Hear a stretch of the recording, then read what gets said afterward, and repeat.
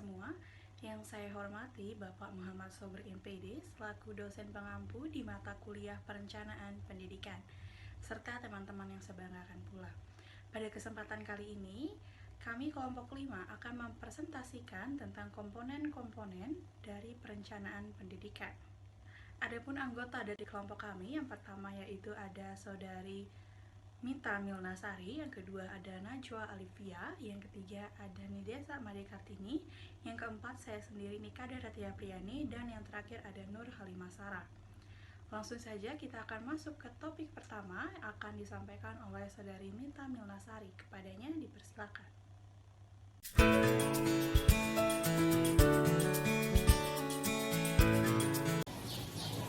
Assalamualaikum warahmatullahi wabarakatuh. Perkenalkan, nama saya Mita Milnasari sebagai pemateri pertama dari kelompok 5. Nah, di sini saya akan memaparkan mengenai materi visi dan misi organisasi. Yang pertama, visi merupakan gambaran tentang masa depan yang realistik dan ingin mewujudkan dalam kurun waktu tertentu. Visi adalah pernyataan yang diucapkan atau ditulis hari ini dan merupakan proses manajemen saat ini dan menjangkau masa yang akan datang.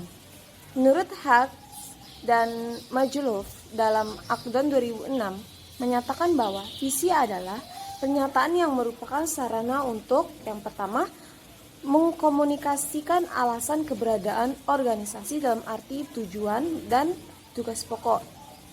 Kedua, memperlihatkan framework hubungan antara organisasi dengan stakeholders, yaitu sumber daya manusia organisasi, konsumen, dan pihak lain yang terkait. Yang ketiga, ada menyatakan sasaran dalam sasaran utama kinerja organisasi dalam arti pertumbuhan dan perkembangan. Nah, pernyataan visi ini baik yang tertulis atau diucapkan perlu ditafsirkan dengan baik, tidak mengandung multimakna sehingga dapat menjadi acuan yang mempersatukan semua pihak dalam sebuah organisasi. Nah, bagi sekolah sendiri, visi adalah imajinasi moral yang menggambarkan profil sekolah yang diinginkan di masa depan. Imajinasi ke depan seperti itu akan selalu diwarnai oleh peluang dan tantangan yang diyakini akan terjadi di masa yang akan mendatang. Dalam menentukan visi tersebut, sekolah juga harus memperhatikan perkembangan dan tantangan pada masa depan gitu. Kemudian mengenai misi merupakan tindakan atau upaya untuk mewujudkan visi. Ya, jadi misi merupakan penjabaran visi dalam bentuk rumusan tugas, kewajiban, dan rancangan tindakan yang dijadikan arahan untuk mewujudkan visi. Nah, dengan demikian bahwa misi adalah bentuk layanan untuk memenuhi tuntutan yang dituangkan dalam visi dengan berbagai indikatornya. Nah, misi adalah pernyataan gitu mengenai hal-hal yang harus dicapai organisasi bagi pihak yang berkepentingan di masa datang. Nah, menurut Akdon 2007, pernyataan misi mencerminkan tentang penjelasan produk atau pelayanan yang ditawarkan. Pernyataan misi harus satu, menunjukkan secara jelas mengenai apa yang hendak dicapai oleh organisasi dan bidang kegiatan utama dari organisasi yang bersangkutan. Yang kedua, ada secara eksplisit itu mengandung apa yang harus dilakukan untuk mencapainya gitu. Yang ketiga, ada mengundang partisipasi masyarakat, tentunya masyarakat yang luas terhadap perkembangan bidang utama yang digeluti oleh organisasi. Nah, jadi dapat disimpulkan bahwa visi dan misi merupakan elemen yang sangat penting dalam sekolah gitu, di mana visi dan misi ini digunakan agar dalam operasionalnya bergerak pada track yang diamanatkan gitu oleh para stakeholder dan berharap mencapai kondisi yang diinginkan di masa yang akan datang. Mungkin itu saja yang dapat saya sampaikan sebagai pemateri pertama. Sekian dan terima kasih.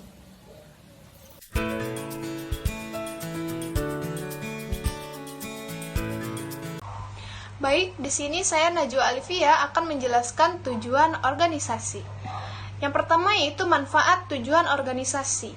Mengatasi keterbatasan, kemampuan, kemauan, dan sumber daya yang dimiliki dalam terciptanya efektivitas dan efisiensi organisasi dalam rangka pencapaian tujuan pendidikan sebagai wadah pengembangan potensi dan spesialisasi yang dimiliki, menjadi tempat pengembangan ilmu pengetahuan dan lain-lain. Surya, tahun 2004, halaman 140. Yang kedua yaitu tujuan organisasi pendidikan. Yang pertama, mengatasi keterbatasan, kemampuan, kemauan, dan sumber daya yang dimiliki dalam mencapai tujuan pendidikan. Yang kedua, terciptanya efektivitas dan efisiensi organisasi dalam rangka mencapai tujuan pendidikan. Yang ketiga, dapat menjadi wadah pengembangan potensi dan spesialisasi yang dimiliki. Yang keempat, menjadi tempat pengembangan ilmu pengetahuan. Yang terakhir adalah tujuan organisasi secara umum. Yang pertama itu mencapai atau merealisasikan keinginan atau cita-cita bersama dari tiap anggota organisasi. Yang kedua, mendapat keuntungan dan penghasilan bersama-sama. Yang ketiga, mengatasi terbatasnya kemandirian dan kemampuan pribadi untuk mencapai tujuan bersama. Yang keempat, mendapat pengakuan dan penghargaan bagi anggotanya. Yang kelima, mendapatkan pengalaman dan interaksi dengan anggota lain. Yang keenam, atau yang terakhir, yaitu memperoleh hasil akhir pada waktu yang ditentukan. Sekian pemaparan materi dari saya. Terima kasih.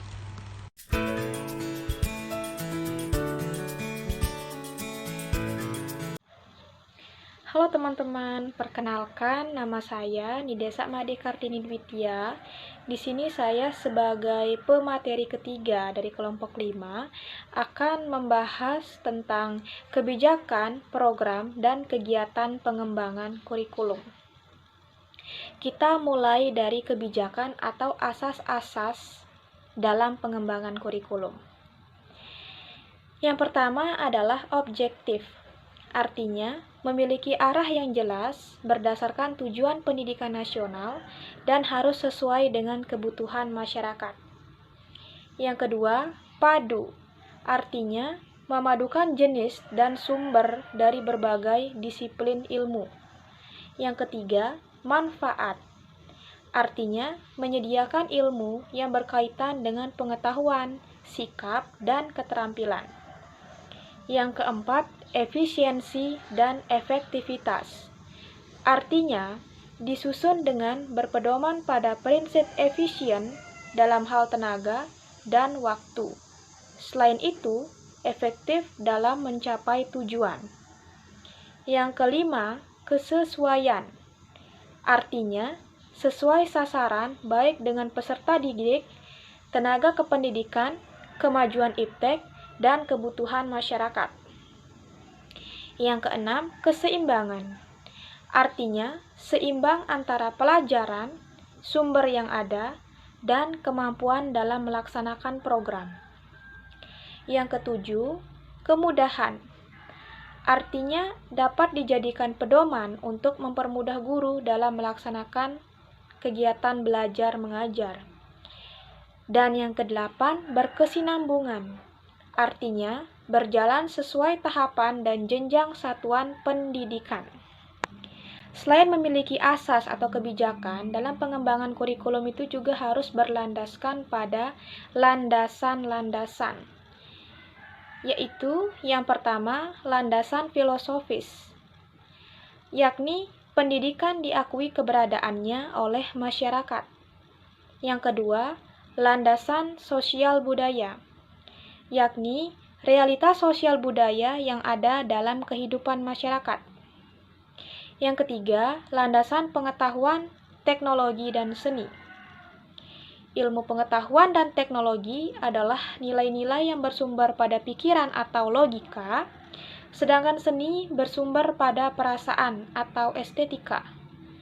Yang keempat, landasan kebutuhan masyarakat.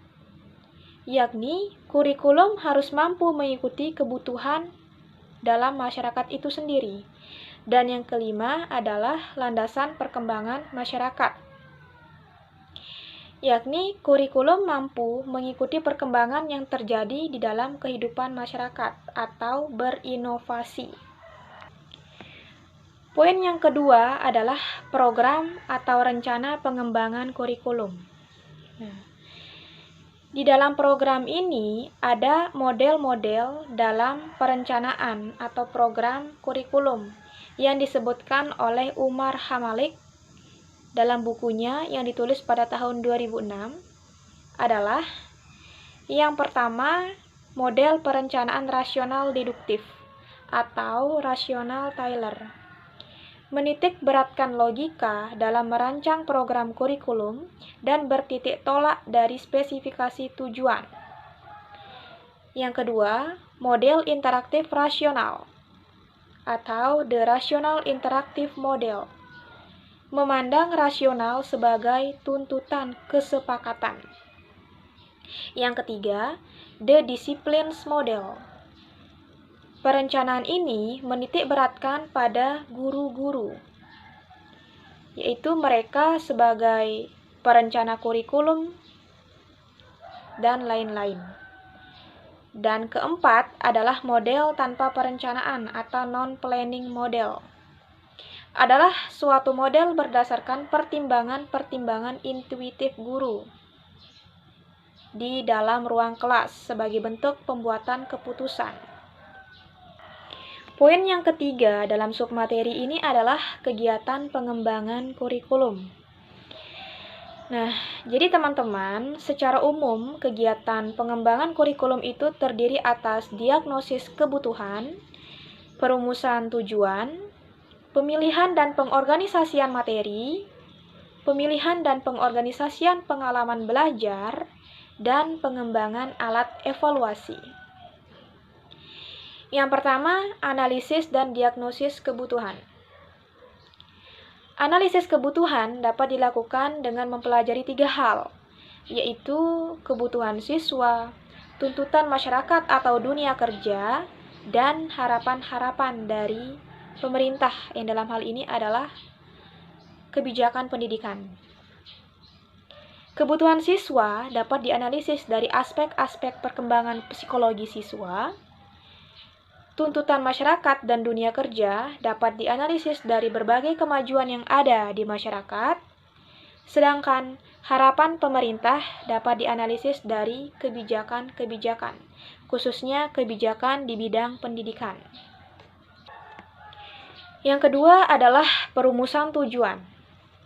Tujuan-tujuan dalam kurikulum berhierarki, mulai dari tujuan yang paling umum atau kompleks, sampai pada tujuan yang lebih khusus dan operasional. Hierarki tujuan tersebut meliputi tujuan pendidikan nasional, tujuan institusional, tujuan kurikuler, serta tujuan instruksional. Kemudian yang ketiga adalah pengorganisasian materi. Materi kurikulum disusun berdasarkan prosedur-prosedur tertentu yang merupakan salah satu bagian dalam pengembangan kurikulum secara keseluruhan. Kemudian yang keempat adalah pengorganisasian pengalaman belajar. Nah, pengalaman belajar siswa bisa bersumber dari pengalaman visual, suara, perabaan, atau penciuman. Kemudian yang kelima atau yang terakhir adalah penggunaan alat evaluasi. Menurut Scriven dalam Nurgiantoro tahun 1988 mengemukakan bahwa evaluasi itu terdiri atas 3 komponen, yaitu pengumpulan informasi, pembuatan pertimbangan, dan pembuatan keputusan.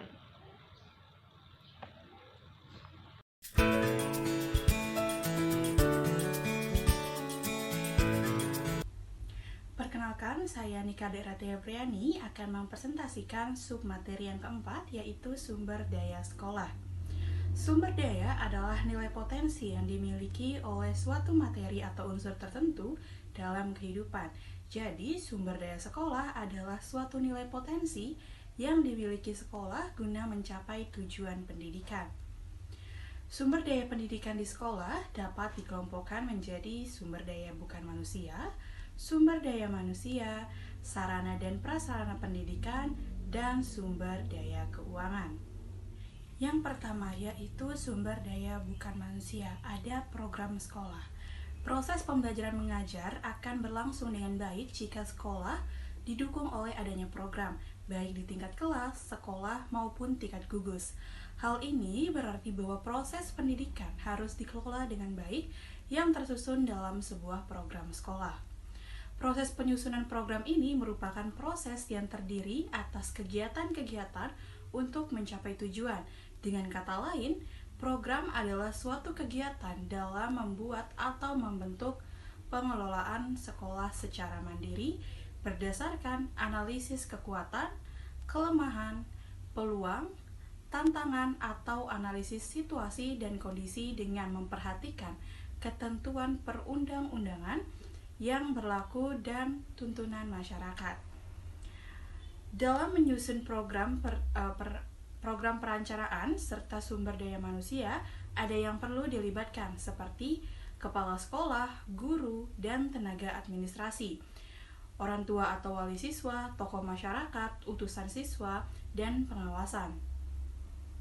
Langkah-langkah dalam penyusunan program sekolah antara lain sebagai berikut, yaitu menentukan visi, misi, tujuan, dan target sekolah, dan mengambil keputusan serta strategis.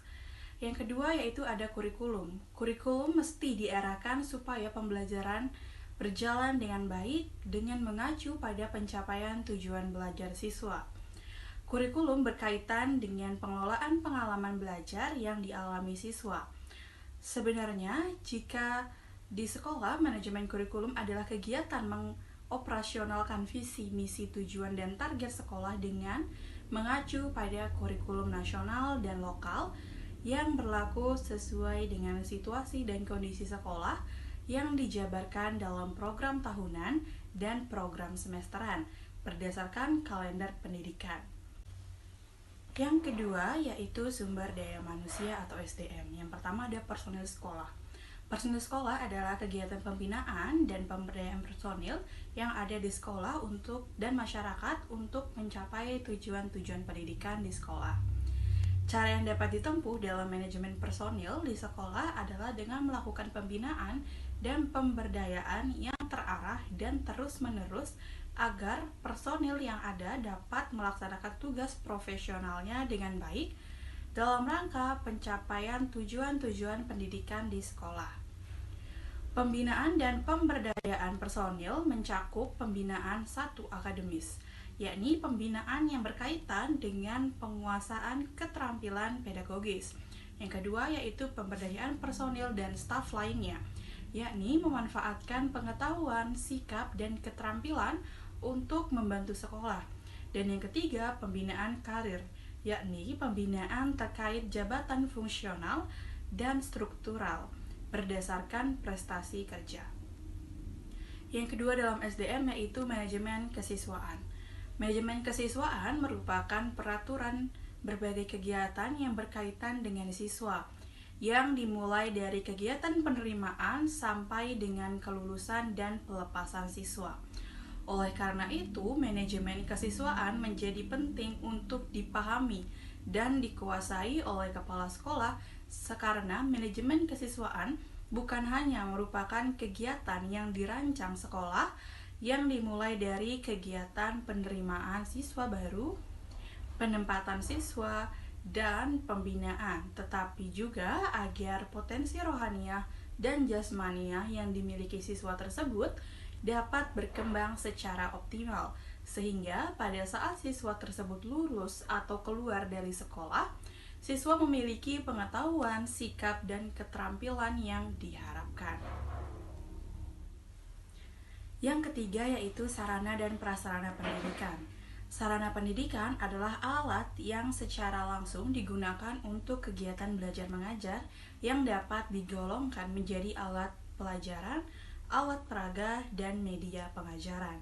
Sedangkan prasarana pendidikan adalah fasilitas yang mendukung terlaksananya kegiatan pendidikan seperti gedung, dan benda yang tidak dapat dipindahkan atau bersifat permanen. Cara yang dapat ditempuh oleh sekolah dalam merencanakan sarana dan prasarana pendidikan diantaranya adalah sebagai berikut. Yang pertama yaitu merancangkan kebutuhan alat pelajaran seperti buku, alat praktik, bahan praktik, dan alat laboratorium, alat peraga, dan media pengajaran berdasarkan kurikulum yang berlaku dengan memperhatikan jumlah siswa yang ada. Yang kedua yaitu mendiskusikan jenis alat pelajaran, alat peraga, dan media pengajaran yang harus dibeli dan dikembangkan atau dibuat sendiri. Yang ketiga yaitu mengadakan didasarkan pada prioritas. Yang keempat, mencatat fasilitas perpustakaan dengan cermat dan tertib. Dan yang kelima yaitu menentukan penanggung jawab laboratorium dan perpustakaan. Yang terakhir yaitu sumber daya keuangan. Manajemen keuangan adalah kegiatan sekolah untuk merencanakan, memperoleh, menggunakan, dan mempertanggungjawabkan keuangan sekolah kepada pihak-pihak yang berkepentingan. Manajemen keuangan perlu dilakukan karena sumber pembiayaan sekolah biasanya terbatas.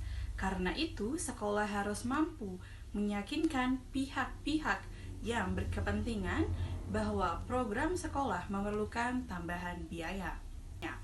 Dalam mengelola keuangan sekolah, maka kepala sekolah dan guru-guru melakukan beberapa kegiatan. Yang pertama yaitu memilih bendahara, pemegang buku, dan pengawas yang bertanggung jawab. Yang kedua yaitu menentukan mekanisme pengeluaran keuangan sekolah. Misalnya, sebelum mengeluarkan uang harus mendapatkan persetujuan pengawas dan kepala sekolah. Yang ketiga, menggunakan keuangan sekolah sesuai dengan RAPBS dan mencatat serta tertib dan cermat pendapatan dan pengeluaran sekolah. Sekiranya hanya itu yang dapat saya sampaikan, kita akan lanjutkan ke pemateri terakhir. Kepadanya dipersilakan.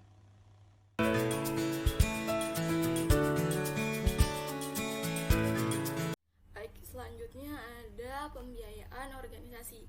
Anggaran atau budget itu merupakan suatu rencana yang disusun secara sistematis yang meliputi seluruh kegiatan organisasi yang dinyatakan dalam satuan keuangan atau unit moneter yang berlaku untuk jangka waktu yang akan datang. Dalam sebuah organisasi, penganggaran itu dimulai ketika perumusan atau perencanaan strategi telah dimulai. Anggaran dalam suatu organisasi itu berisi gambaran kondisi keuangan yang meliputi pendapatan, belanja, dan aktivitas program. Setiap anggaran memberikan informasi mengenai apa yang hendak kita lakukan dalam beberapa periode yang akan datang. Selanjutnya ada 4 unsur pokok dalam penyusunan anggaran organisasi. Yang pertama, rencana.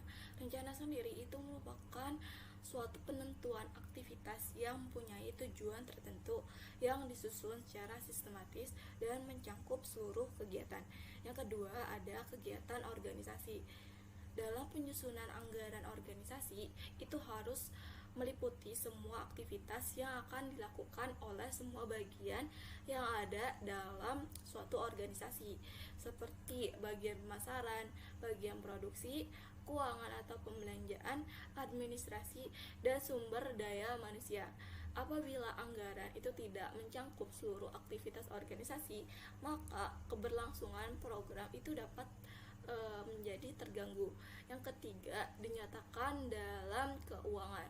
Nah, satuan yang mudah diterapkan dalam berbagai program organisasi.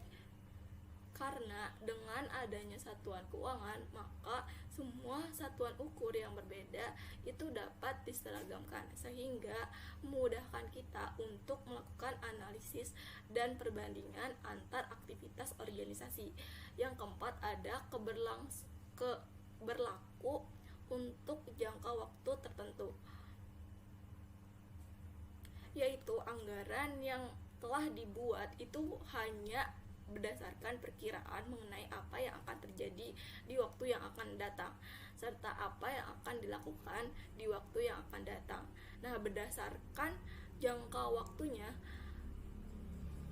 penyusunan anggaran organisasi itu dikelompokkan menjadi dua jenis, yaitu ada budget strategis dan budget taktis. Nah, budget strategis ini merupakan budget yang berlaku untuk jangka panjang, yaitu jangka waktu yang melebihi satu periode program organisasi, misalnya 5 tahun.